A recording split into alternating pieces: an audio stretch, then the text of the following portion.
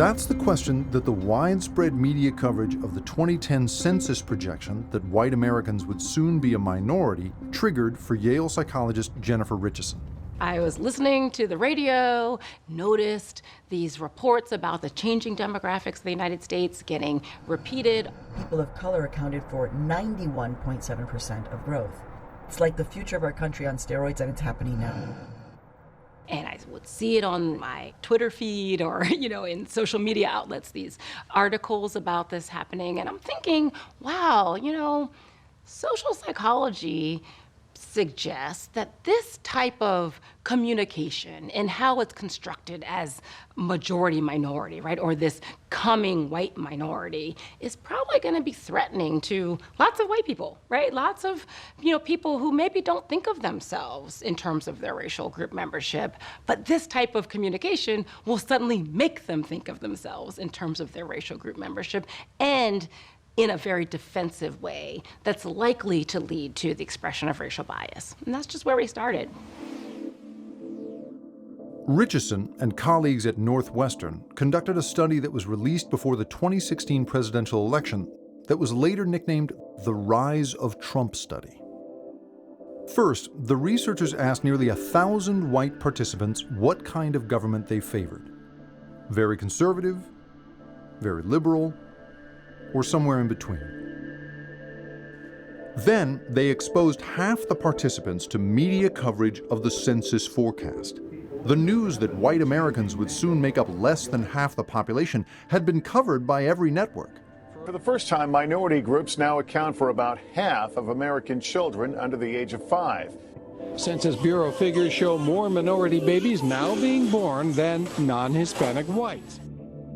The researchers exposed the other half of the participants to entirely different, neutral information. Then they asked both groups what kind of government they now favored, given the information they'd just been exposed to. The political views of the group that watched the neutral information didn't change, but the views of the group that watched the news clip about white people becoming a minority changed dramatically.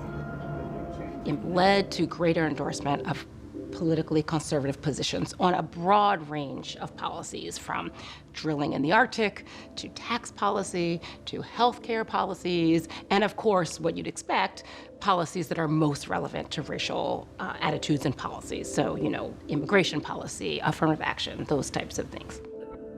To confirm that the shift toward conservative politics was caused by fear of the consequences of being a minority, Richardson then conducted another version of the study, in which participants who watched news coverage of the census were afterwards reassured about white people's future status in society. We say, you know what?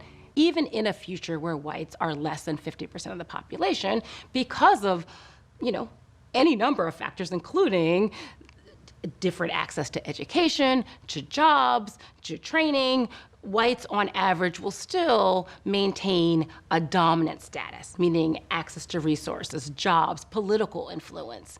And so, not that much is going to change actually in terms of how society operates despite the fact that the numbers are changing. When they were reassured that white people would remain dominant, the people who saw the census information no longer supported a more conservative government. It was confirmation that it was simply being made to feel that white dominance was threatened, which had caused them to change their politics. So it turns out that even in the world's oldest democracy, you can get people to change their politics simply by giving them cues that almost automatically trigger us versus them thinking.